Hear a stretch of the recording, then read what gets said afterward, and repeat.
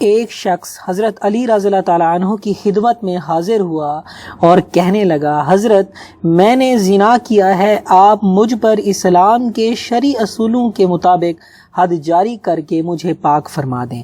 حضرت علی رضی اللہ تعالیٰ عنہ نے یہ سن کر اس کی طرف سے اپنا منہ پھیر لیا، پھر اس سے فرمایا بیٹھ جاؤ۔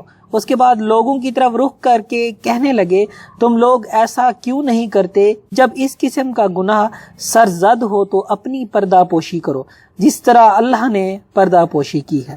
مگر حضرت کے اس اشارے کے بعد پھر وہ اٹھا اور کھڑا ہوا اور اس نے کہا، یا امیر المؤمنین، میں نے زنا کیا ہے، آپ مجھ کو پاک کر دیں۔ حضرت علی رضی اللہ تعالیٰ عنہ نے پوچھا، تو کیوں ایسی بات کہہ رہا ہے؟ اس نے عرض کی، طہارت حاصل کرنے کی غرض سے۔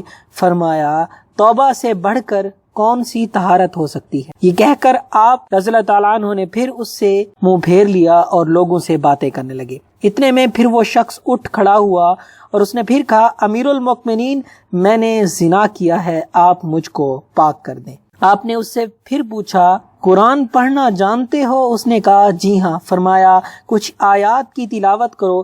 چنانچہ اس نے چند آیاتوں کو اچھی طرح پڑھا۔ پھر آپ نے اس سے پوچھا، اللہ نے جو حقوق تم پر واجب کیے ہیں ان سے بھی واقف ہو؟ اس نے کہا، جی ہاں۔ آپ نے واجبات اس سے پوچھے تو اس کا جواب بھی اس نے نہایت خوبی سے دیا۔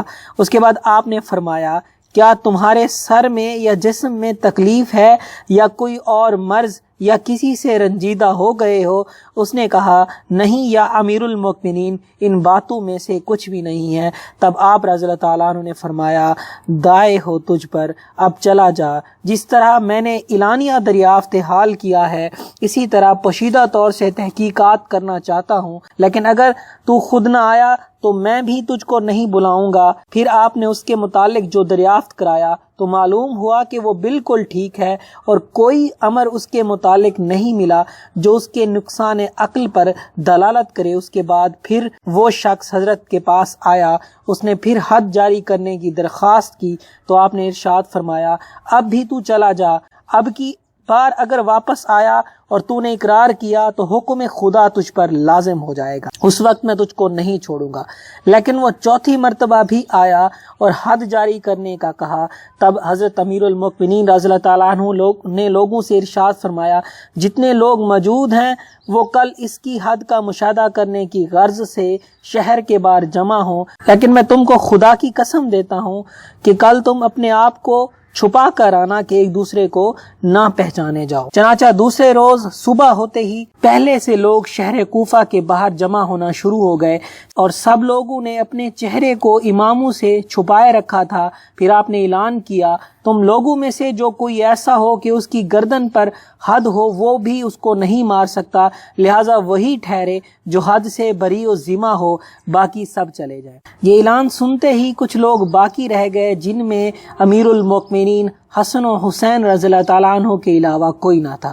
چنانچہ آپ نے 3 پتھر مارے جس کے نتیجے میں وہ راہی جنت ہو گیا۔ پھر حضرت علی رضی اللہ تعالیٰ نے اس کو گڑھے سے برآمد کر لیا اور اس پر نماز پڑھی اور دفن کر دیا۔ کسی نے کہا، یا امیر المؤمنین، آپ نے اس کو غسل نہیں دیا؟ تو آپ نے فرمایا، اس نے صبر عظیم کر کے ایسا غسل کر لیا جس نے اس کو قیامت تک کے لیے پاک و طاہر کر دیا۔ تو میرے بھائیوں، آج کی اس ویڈیو کے اندر ایک بہت بڑا سبق ہے کہ اسلام جیسا عظیم، اسلام جیسا امن پسند کوئی دین نہیں ہے۔